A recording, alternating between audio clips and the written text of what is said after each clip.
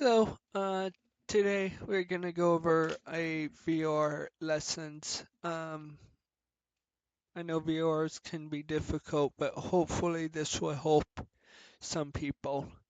Um, okay, I'm recording. I thought I wasn't. So, I'm gonna first go over a few definitions or a few things. Um,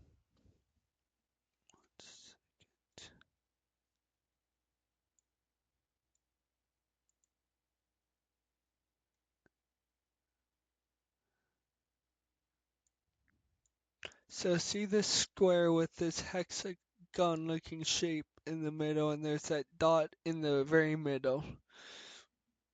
That's called a VOR DME. VOR stands for very high frequency omnidirectional range.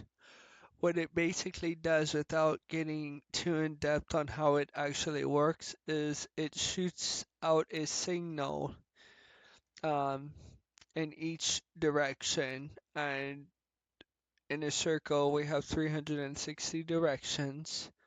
So it shoots out a signal, and our aircraft will pick up the signal based on where that's from. That's kind of the dummy down explanation, because this is more for vet sim purposes and not real life. Although technically you could use it all this information for real life, but at the same time, just I'm not a flight instructor right now, so um, this is called a VOR DME. The DME is a distance measuring equipment, meaning it will measure the slant range distance from your airplane to the VOR. So we go here.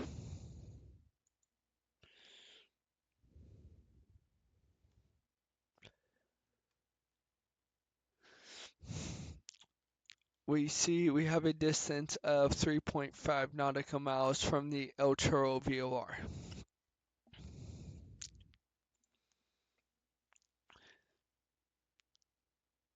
So here's the VOR, just really quickly. El Toro is the name of the VOR.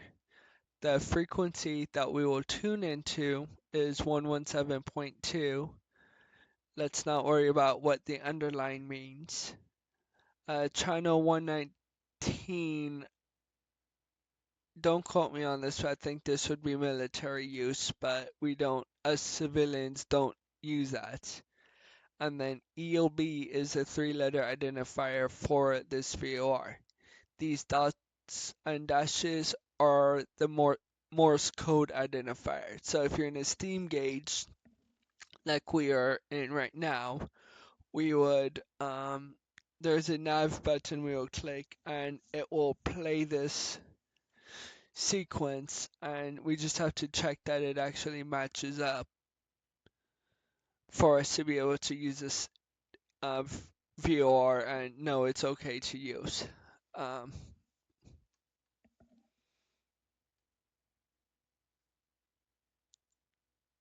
so let's play that identifier.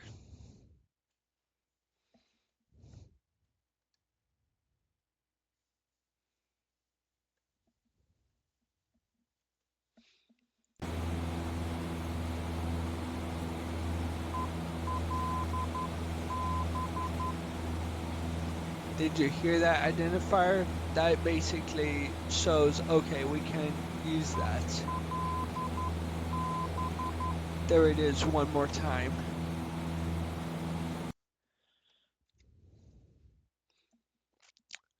Now, a few things we have to learn about VORs. Hold on.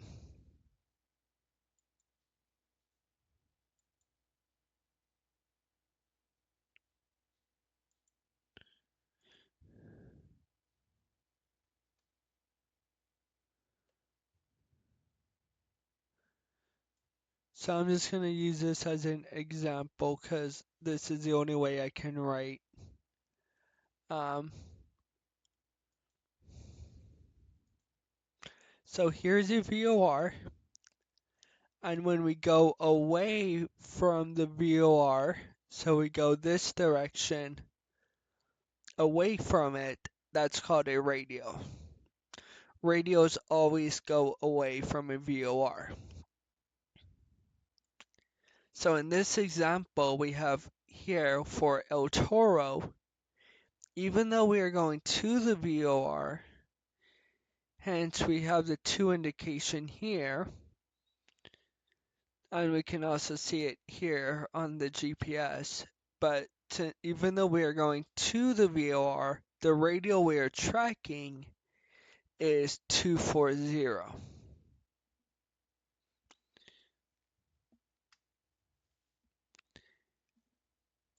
Now when we go from a VOR, or sorry, when we go to a VOR, or we are going towards a VOR, that's called a bearing.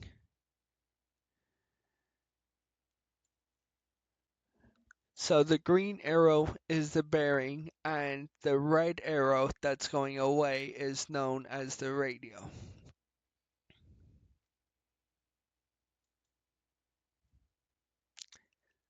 And that's important.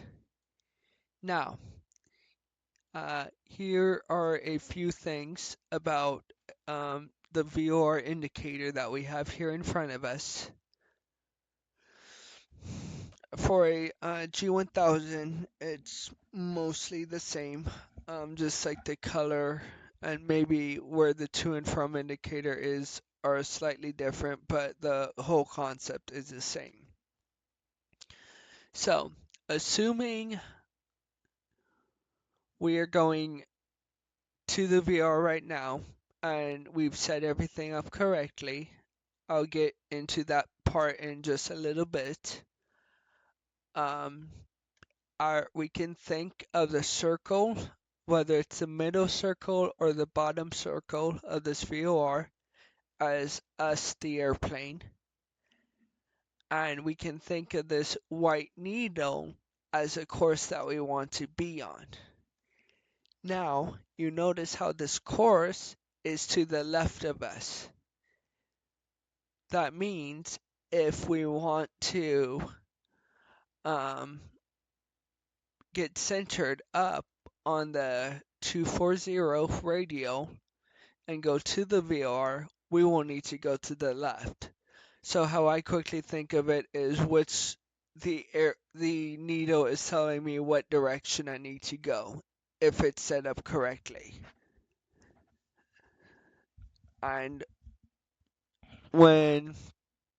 so now what I'm going to do is, and then another important, so that's that. Now these dots indicate that each dot represent 2 degrees off course. So 5 degrees, making it a total of 10 degrees off course on one side. For vaccine purposes, I'm not going to explain why we need to know that. That's just a for your information kind of thing. Now, we have a 2 indicator here, and then if we tune in, let's say if we turn around, make a 180-degree turn, and we're heading away from the VOR, and we set our OBS, which is here, which is known as our Omni bearing selector. That's what we use to set the course for the VOR. So if I twist the OBS to a 240 heading, we will get a from indication that we are going from the VOR.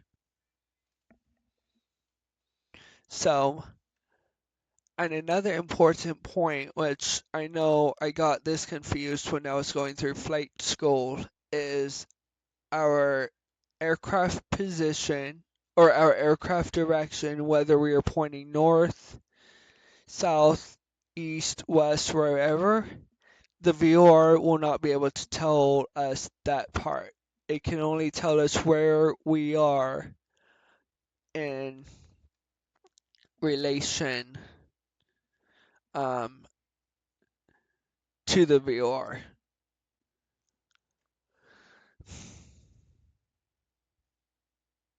So what I will do is write 360, and you will see the needle will go out away from us because we're going away from our selected course.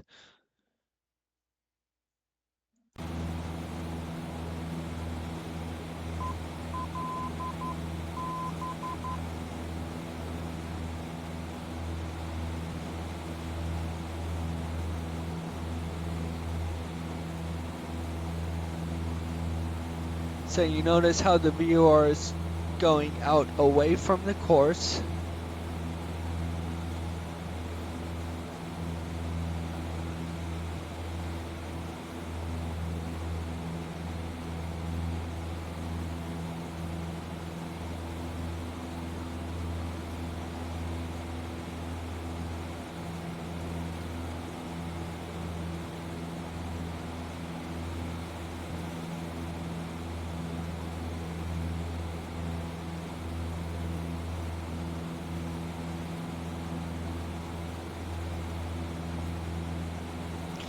And notice how we're slowly starting to come back to the course.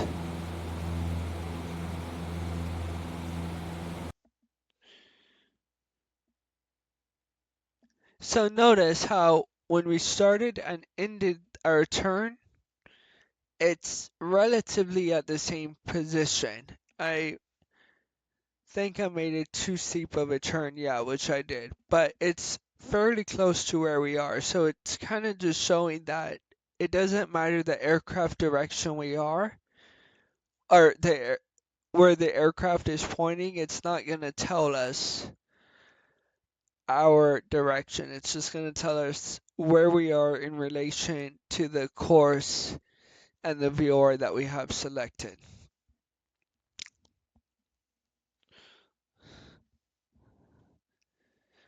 So now, what I'm going to do is if you remember,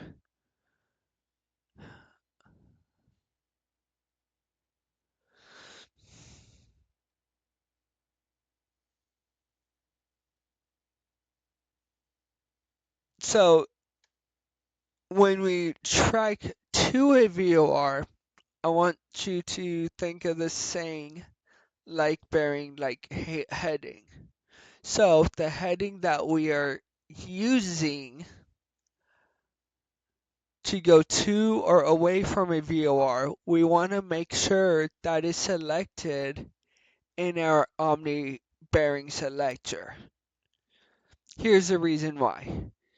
You notice how the VOR, I have this bottom VOR here set to 060 and the top VOR here set to 240. And if you look at my heading indicator off to the right, it's right below the attitude indicator. That's a heading of 060, and we can confirm by the GPS that we are going to the VOR.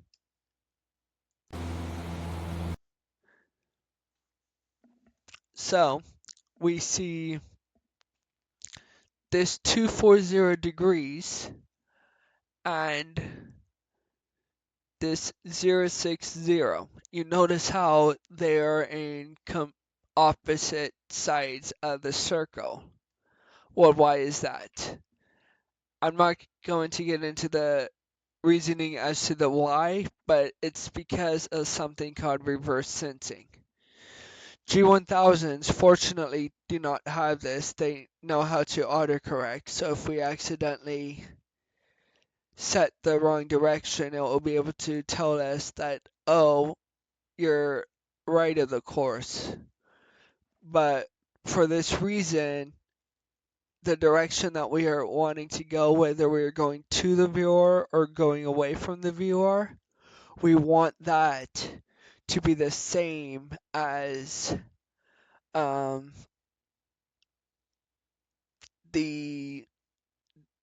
our heading. So make sure we have the course, the direct as the same as the direction we're heading.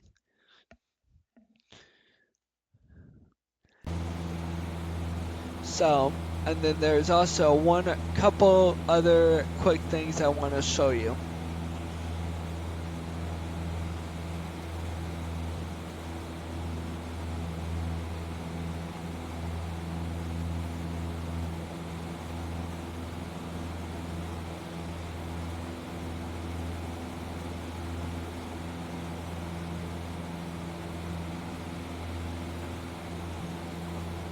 So you notice how we are going to the left to intercept the course, but at this top VOR is coming in from the right. So we don't like that and we don't want to see that.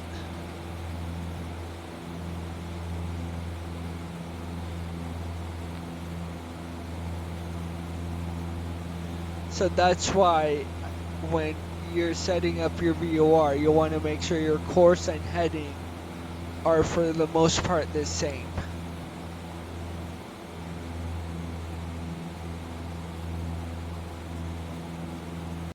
Now, you notice we are right here, but our course indicators are starting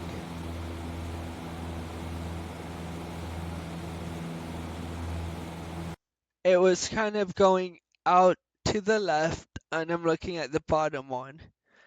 I'm going to the course indicator, or the course indicator is going out to the left, and then it quickly goes back to the right and to the left again. We're in something that's known as the cone of confusion. Whenever we're within 1 nautical mile of the VOR, it's you can say the signals are too close and there's so much interference that the aircraft can't positively identify where we are in relation to the VOR. So it's kind of going to make all these wacky adjust indications. So when we're flying within the cone of confusion, which is within 1 nautical mile, make sure you just maintain your heading. And obviously, if you have GPS, you can cross-reference with the GPS. Now we are within 1 nautical mile, and let's say we want to go to OBS, or we want to go to Oceanside VOR, which let's look on here. Or no, let's go to Los Alamitos. We see, so, sorry, better scenario. Let's say we don't have El Toro. Let me just tune that in.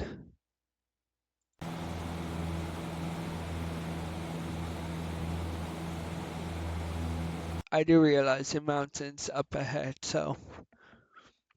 But let's say we are lost. And we're like, oh no, what do we do? But we somehow know this Seal Beach VOR is close to us. So how are we going to identify where we are?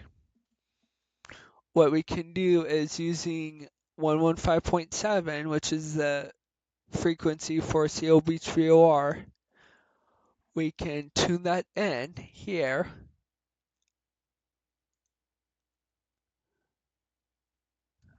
Hold on, I'm just using my radio panel.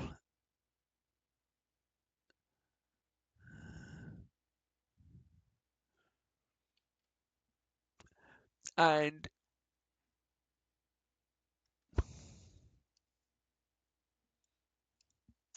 then we can change the course. Hold on, let me just get myself leveled. We can tune it or we can twist it until we get the center.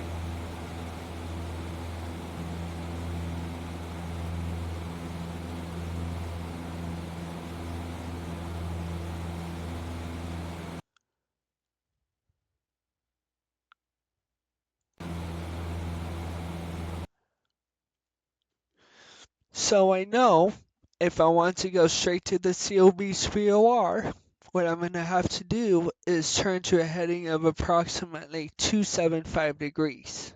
So what does that mean? That means our that means the radio we are on is on a 095 heading. And look, hold on. Okay. Here's 090. It's like right next to where you see John Wayne. You see this little arrow and then you see the 9 and we are just past that. So we are on the 095 radio. Because remember, radios go away from a VOR. So when we want to use a VOR to figure out where we are, we're going to have to get this to indication. Because if we use a from indication, um, we are going to have that reverse sensing, which I've shown you earlier. Now, so if I wanted to go to the VOR, I'll just make the right turn to a heading of 270, and then we will just head there. So quick summary on VORs. In order to use one, this is just like a quick rundown. Um, Tune into the frequency and then select the course or select the course that you want to go on and make sure your course and your heading are for the most part aligned with each other. If they're like 5-10 degrees off, that's fine, but it shouldn't be like you're flying a 050 and the course we have in the VOR is 230. If you have that, something's wrong. And then the needle is where the center of the course is or the direction that we want to go into. Hopefully this tutorial on VORs helps. And thanks for watching.